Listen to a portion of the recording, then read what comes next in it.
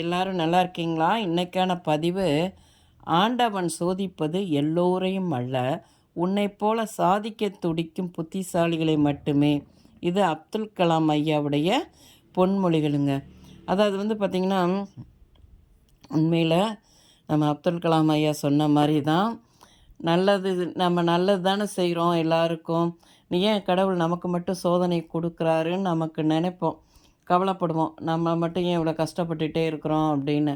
அப்படி கிடையாது. நம்மளை கடவுள் நம்மளை கஷ்டப்படுத்துகிறாருன்னா அதை நம்மளை பக்குவப்படுத்துறதுக்கு தான். அதில் இருந்து நம்ம நிறைய விஷயங்கள் கற்றுக்கொண்டு வெளியே வரணுங்கிறதுனால.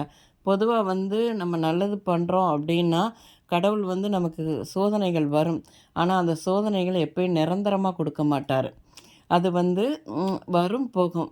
ஏன்னா அதில் நம்ம நிறைய விஷயங்கள் கற்றுக்கொள்ளணும். அது ஒரு அனுபவமாக தான் நமக்கு அந்த சோதனைகள்லாம் வரும் பார்த்துக்கோங்க.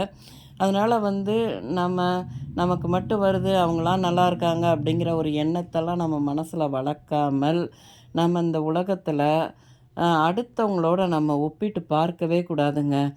நாம் விலை மதிக்க முடியாதவர்கள் என்ற எண்ணத்தோடு ஒவ்வொரு அடியும் வாழ்க்கையில் எடுத்து வைக்கணும். வாழ்க்கை மகிழ்ச்சியாக கழியும் பார்த்துக்கோங்க. கடவுள் சோதனை கொடுக்கறது நம்மளை ஒரு பக்குவப்படுத்துறதுக்குன்னு ஒரு மனசை உருவாக்கி கொண்டு அந்த சோதனைகளெல்லாம் தாண்டி வெற்றி அடையணுங்க வாழ்க்கையில். இந்த பதிவு உங்களுக்கு பிடிச்சிருந்தால் பார்வதி வீட்டு சமையலுக்கு ஆதரவு கொடுங்க. ஓம் சாய்ராம்.